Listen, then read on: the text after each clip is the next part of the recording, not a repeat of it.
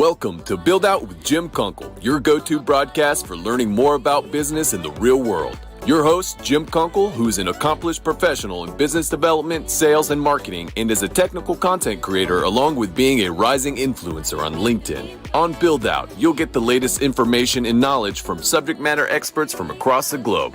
Okay, let's get this Build Out broadcast started. And here's your host, Jim Kunkel. I'm Jim Kunkel, and welcome to Build Out. Very excited to announce my guest for this afternoon, MJ Callaway. MJ Callaway, welcome. Hi, Jim. It is so great to be back on your show again. It's great to have you. You and I have been friends for, what, I think over 2 years now, right? I think so, yes. Yeah, and you are a big supporter of Build Out. You're a big contributor of Build Out. Also, too, you are a big influencer on me when it comes to subject matter and topics. And our topic today is the sale is in the follow-up.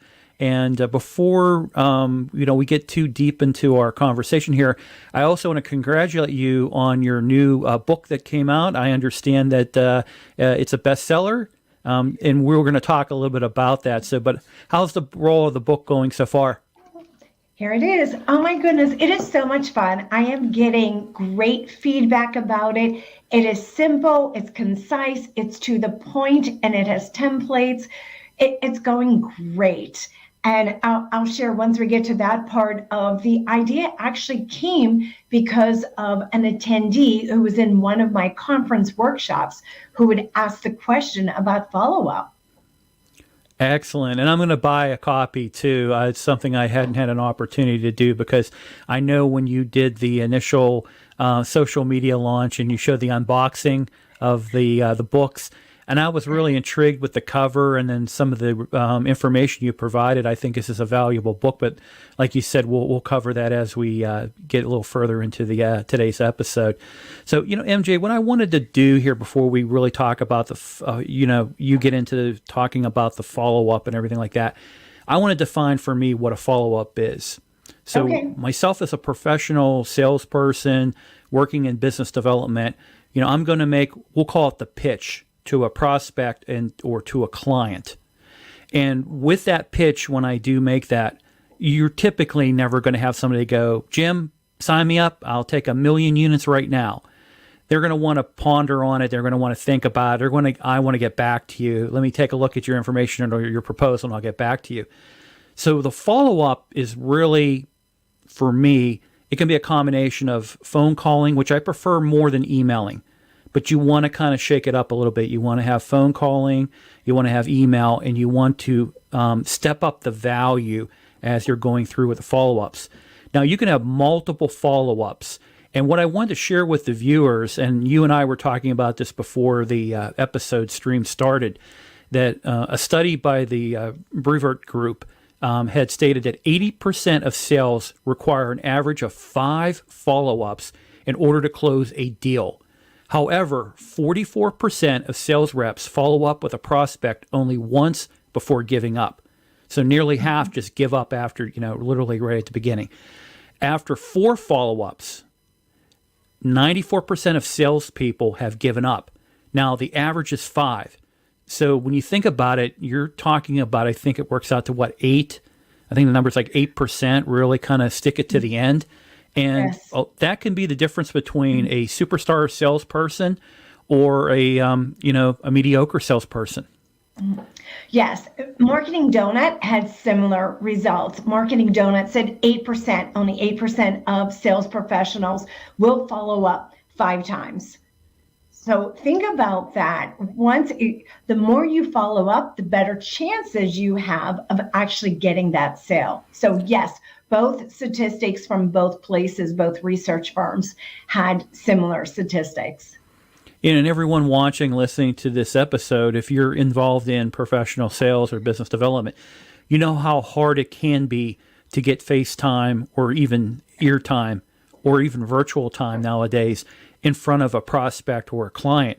And once you have their attention and you go through a process of kind of, validating and qualifying them and then also getting to that proposal stage, once you give that proposal to them, this is your best offer for a product or whatever it might be, a service, you really don't want to take your foot off the accelerator.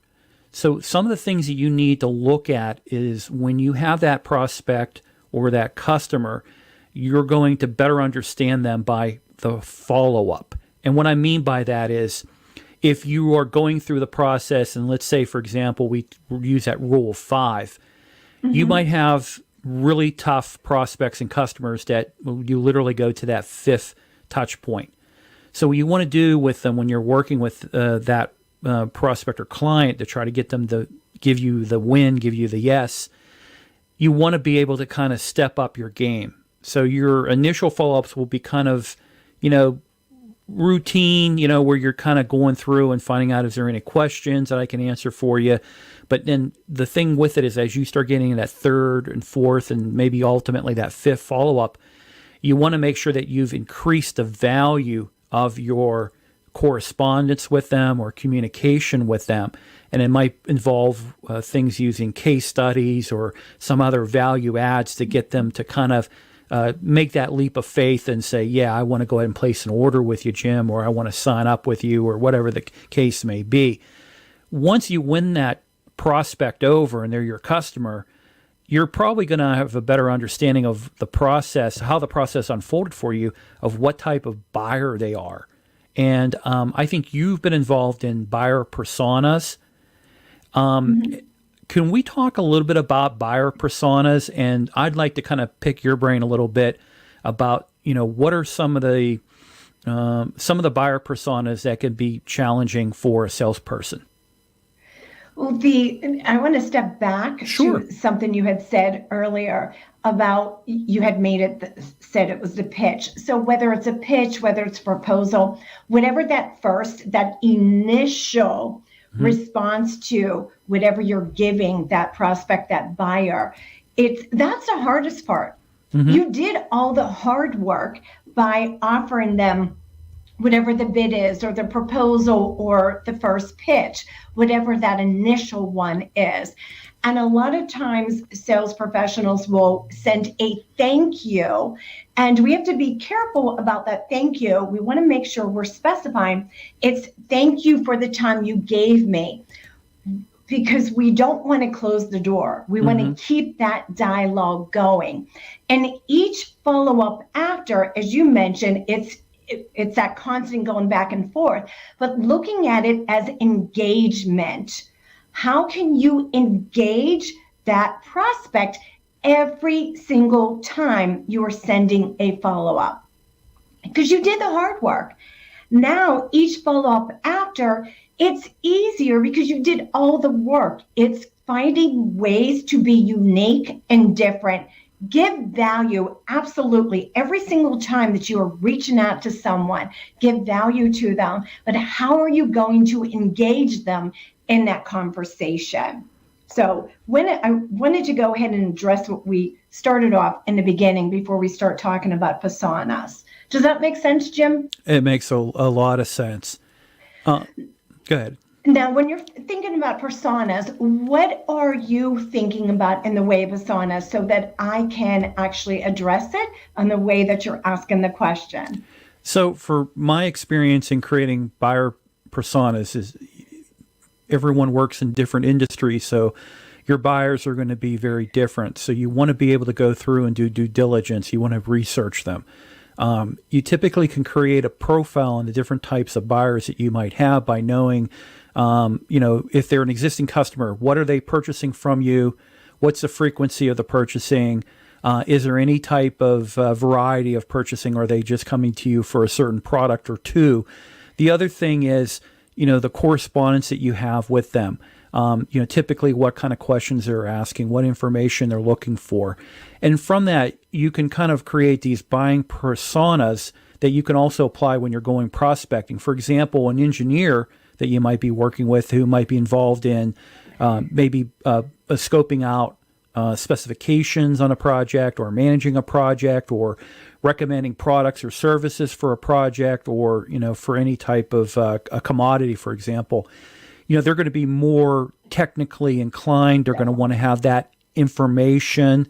They're going to want to see facts and figures more so than give me your best price and delivery. They're going to want to have more information. So what I've always found is the personas, if you have a good understanding of them, it just makes it so much easier for when you're developing your website, your marketing material, your messaging, your advertising. And also when you have a sales team, you're able to train your sales team to be able to focus on either certain verticals, certain industries, sectors, and then the buying personas, because really the goal, and I know you agree with this, is we do want to get to the decision maker. We got to get to the decision maker, but you know what? Those influencers that are out there, they can be pretty powerful, because I've encountered, especially over the last 10 years, where you have people who are, well, and for example, in my industry, working in protective coatings, you have people who are technical and they're in the know. And sometimes what happens is a commodity buyer, or you might have a certain decision maker, they're turning to that engineer, or they're turning to those technical people and saying, what product should I go with? Or can you give me a list of products I should go with? And so if you can control the influencer, that can make a big difference. But then I do know, like, you have recommenders and other people that are involved as well in the process. You've come from the construction sales background, but then also too, you've been in the people business, because you've been a coach and all kind of other things related to the skills development of salespeople and people who are involved in customer service and things like that. What are some of the recommendations you have if related to developing buyer personas? So I'm going to step back again for a second here. So one of the things whenever you're reaching out to someone, and this goes too with what you're talking about, is finding out, how do they want you to connect with them? Is it by phone? Is it by email? Or is it by text?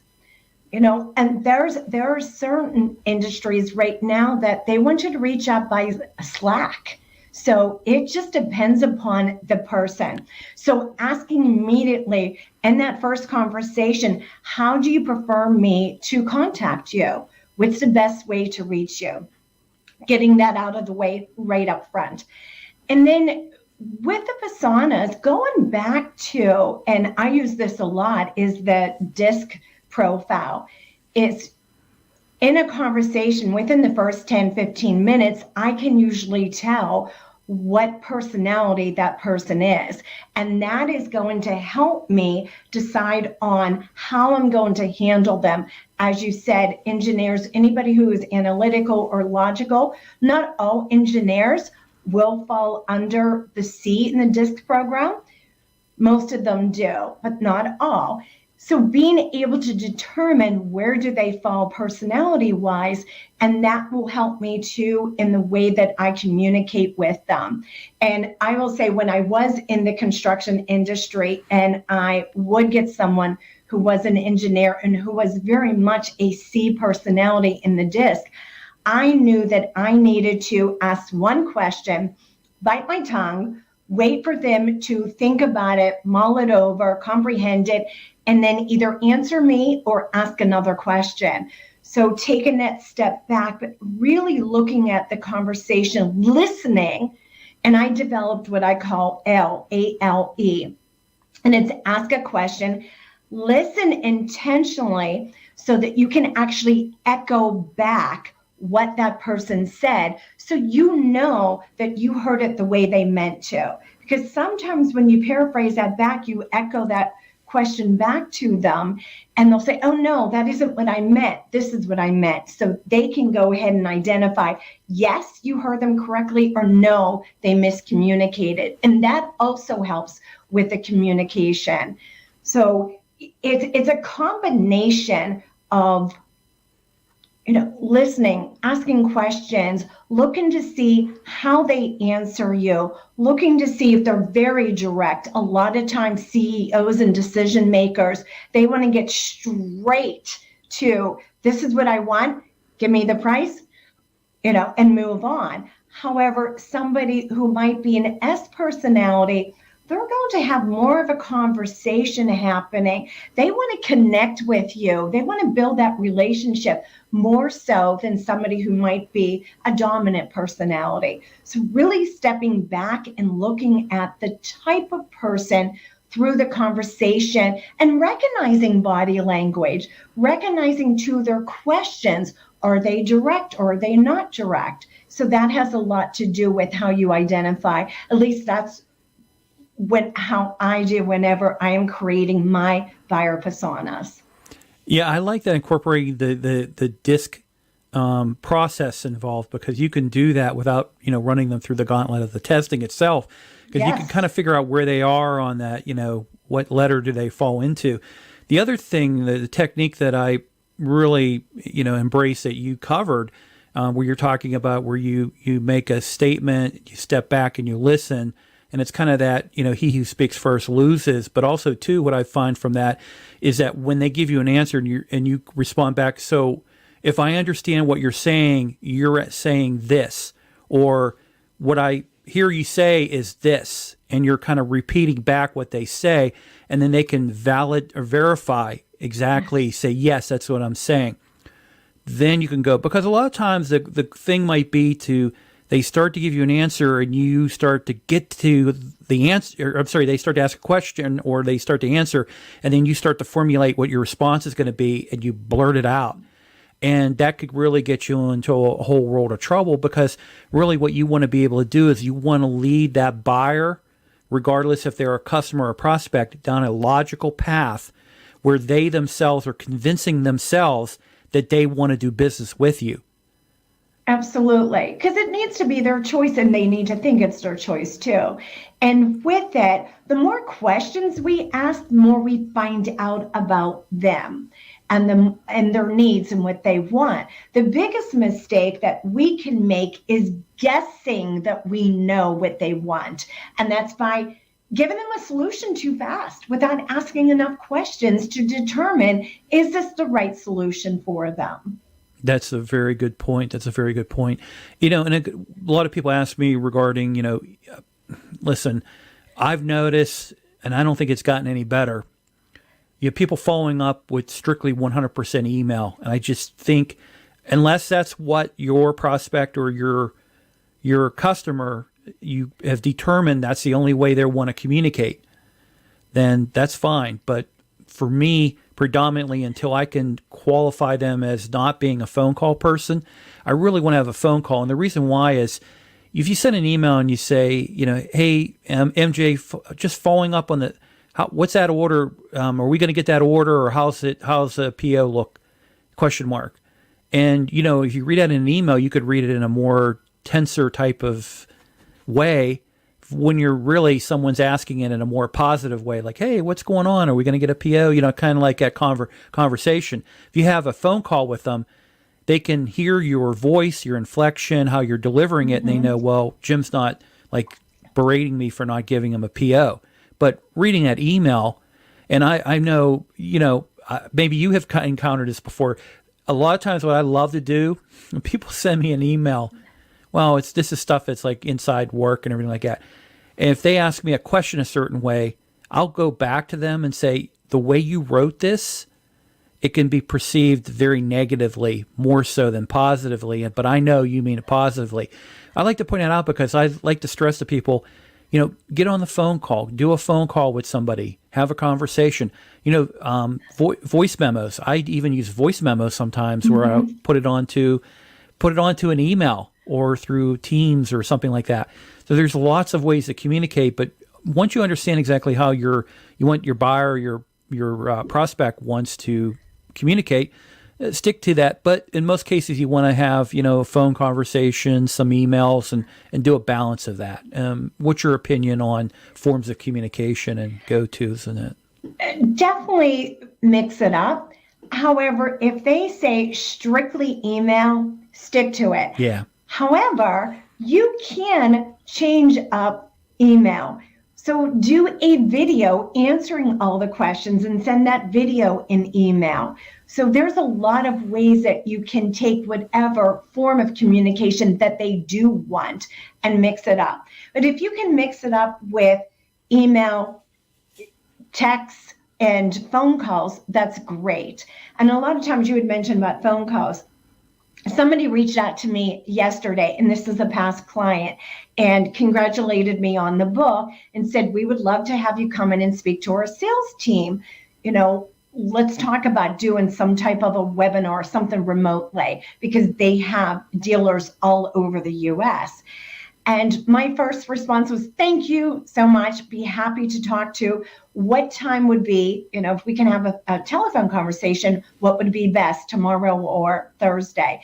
And so she was open to a conversation. Not everyone is open to a conversation. So being aware of that, now she would have said, no, let's do it through email. I would have done it through email. It definitely will be so much easier through a phone call. Yeah, and I do like the technique where you kind of change up the email, where maybe you're sending, maybe your follow-up is, you have that initial phone call as your first follow-up. Maybe you're getting into the second follow-up is going to be send some information related to the pitch or the proposal that you've provided to kind of help, help them along, let's say, in making them arriving at the logical decision, which is to do business with you. And then shake it up moving forward. This way you're not just basically following up to see, am I going to get a PO? Are we going to do a deal or something like that? Mm-hmm. So, really kind of changing it up and spacing it out. Sometimes I know when I was a younger professional, I was a little bit too aggressive. Back in the 90s, I think in the 80s and 90s, it was not uncommon to be a little bit aggressive as a salesperson and get away with it. As we got into the 2000s and currently in the last, 5 to 10 years, things have drastically changed where you really do kind of become kind of a nuisance if you are a little bit too aggressive. So it's good to be persistent, but don't be a pest. Well, and our world has changed. Our buyers are very educated and they can get everything they need to know off the internet. Most times they have already looked up our website, our information, our products, or services before they ever reach out. So taking that into consideration. The other thing is, at one time, manipulating sales was the thing to do. You can't do that today because people want the others to be, especially if they're sales professionals, to be more authentic. And if you're not authentic, they will be able to tell. So it definitely has changed, and it's more relationship basis. And trust is huge. I mean, think about everything that we have been through in the last few years. There was so much mistrust that had happened during the pandemic and just politics and everything. People want others to be more trustworthy. So if somebody feels that they can't trust you, they're backing away. They are not working with you. And there was a study by McKinsey & Company that actually states that. Oh, very good, very good. Back in 2020, McKinsey had a infographic out that 88% of consumers were not staying loyal to their brands. They were actually looking for new brands. So that was a big statistic back in, I believe it was in the summer of 2020. 88% of consumers were looking for other ways to buy their products. Yeah, it's really in the value more so than, pricing. Pricing's important, but it falls further down that list than it does in this decade than it has in past decades. Definitely. Another important aspect of follow-ups too, and this is something that I learned over time and in going through some of the training systems that I've gone through, is defining what the next steps are going to be. It's one thing to follow up to try to see exactly where things are in the process of making a decision, but also defining out the next steps. For example, if you have someone who might be a technical person, engineer, and they say, I need to see your testing data on your product, and you provide it to them and you say, if this meets, you never want to deliver something unless you know that it does meet. Mm-hmm. So let me correct myself on that. Thank you, MJ, for correcting me. So if they say it needs to meet this certain requirement or this standard, you better make sure that it meets and or exceeds the requirements for the customer or prospect, or meets the standard or exceeds the standard, right? So you say, hey, in your messaging or your follow up, you're going to say, here's the data, it meets or exceeds or whatever it might be. Once basically what you're trying to do is set, since our product meets this, the next step is going to be to secure a purchase order so that we can have the product availability for you, or we can line up the services or whatever it might be. For it to try to set that next step, so that again that person who's going to make the decision, they're going to have the process in their mind of, how do I do business with Jim or MJ? How do I move this forward? And you lay that out, and you just keep going at that steps till you get to that point where you have a deal that's going to be made. And in your initial contact with them, set up the second meeting. Mm-hmm. That's the best way to do it, if you can set up that second meeting. And then one of the other things, anytime I do follow-up, I do not use the words follow-up. Yeah. I'm confirming. Find another way to say it rather than follow up. Because for some reason, follow up, when someone says I'm following up, because that's what most people say, or I'm checking in, the buyer it goes over their head. They hear it, they tune you out. Yeah. So find another way to say what you're trying to say. Yeah, you want to make them feel that they are of value, not just like it's just another sales call. He's just, it's just another sales call type of thing. You're right. Right.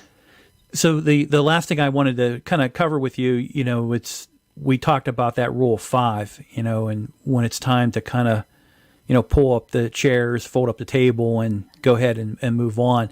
There comes a point where you're going to get to a point where, do you need to do 10 follow-ups? Chances are probably not good for you after you get past the rule of 5, because in most cases, you're either going to be strung along because the person doesn't want to kind of let you down or make you feel bad, because they could be brand loyal and they're always going to be buying from brand A and never look at any other brands. Could be, but not always. That's a good point too. So when you're looking at really the point, and what I'm going to do is kind of read this on here. Now, again, this comes from that same study. Since 80% of successful sales require 5 follow-ups on average, the recommendation of doing a one last final touch, and you basically, and what I always hated, the technique that had been taught a lot, I think it was probably in the 90s, you can tell me if you had this, I'm going to close your file. Do you remember that technique? Well, it goes along with, this is the breakup email. This is, yes, there's all of that. Yes. So really what that final touch point is going to be is you lay out everything you've done to really kind of convince that buyer or that prospect to do business with you. And at that point in time, you want to leave the door open, because there could be another opportunity to reset, to reapproach, to readdress. In the current age we are right now, we're dealing with commodity shortages, material, transportation and delivery issues, all the labor challenges, all these things are going on. It's a perfect storm that's going on right now. So you never know. You could have a reset, and maybe it happens quickly, maybe it takes a couple of years. And I've had situations in my past in business development where, it was pretty much a set thing that I'm never going to be able to do business because the person was so loyal to whatever. Well, guess what? That person, if they get promoted or they retire, or if they decide to leave, now all of a sudden you have a reset opportunity. And, maybe on one hand, I can count the number of times that I've actually in my lifetime in professional sales had reset opportunities because of something like that. And it turned out to be a positive, impactful thing. So you really want to make sure that when you do kind of, let's say, close the file, don't use that terminology of close the file. You're basically going to go ahead and kind of, take the heat off of them a little bit, Maybe there is things in CRM that you can do routine touchbacks. I've seen people send out information or ask them if they would like to receive information, and they get signed up for, information like subscription that comes out from a company on products, but let them opt into things like that. So there's different ways. And I say never burn a bridge and never close a door there, because I have had in my career more times than I can probably count someone who I didn't think they were going to work with me, and 2 years later they do. What I usually do is ask if I can keep them on my list, if I can reach out to them. I always had, whether I was in corporate sales or now my own business, I always had a monthly newsletter that went out, and it always had something to do with whatever I was selling at the time. And it was very customized to whatever that industry was. And I would send it out once a month. It was a way for me to stay in touch. I had gotten more business because of staying in touch. Also referrals, people that referred me because they would get that month after month after month. And when I was in corporate sales, it was only once a month. A lot of times they would opt out of the company's email blast, but they stayed with mine because mine was more personal to the people that were buyers and customers. And even now, like the person I had mentioned, the last time I worked with them was 4 years ago, but they're on my list. They hear from me regularly, and here I am 4 years later working with them again. Wow, that's great. Let's talk about the book. Okay, I'm happy to talk about the book. So, your last publication, very successful, a hit. I really love it. I actually have it close to me here. And it's been I don't write in it, but I've used sticky notes into it. But it's pretty much, the spine and everything's bent up pretty good right now from going through it. But, I found a lot of value in your last book, and this new book that you have coming out. I am definitely going to purchase a copy of it, and we'll make sure we put a link to it's an Amazon you're selling. It is. So we'll make sure that we put a link into the comments here with the today's episode. The book, from what I've heard, and then also too reading your post, it sounds like it's a real exciting book. You want to talk a little bit about it? Sure. So it is 13 simple client follow-up strategies. And it came from, in January, I was in Dallas and I was giving a workshop on resilient sales plan, on how to keep your pipeline filled. And at the end of it, he was young, he was probably 30 something. And he had said, MJ, I struggle when it comes to follow-up messages. Like I'm saying, I'm following up or checking in. I don't know what else to say, what else to do. And so off the top of my head, I gave him a couple of ideas. After that was over, I was walking to the hotel room and I used my smart device and I started to put into a memo and talking into some of the things that I had said to him. So in one of my mastermind groups, I had mentioned that I was going to take these suggestions and create a infographic, make it a lead gen. And one of my mastermind people said, don't do that, make it a book. And I was like, oh, I could make it a book, but I wanted to make it a short book, a mini book that anybody who's busy, because let's face it, those of us in business development or in sales, you're busy. You're busy trying to prospect and keep up with customers and make sure everybody's happy and keeping those relationships going and putting everything into your CRM. So we wanted something that was simple, that had templates and examples, and it was easy for somebody to switch to their own industry.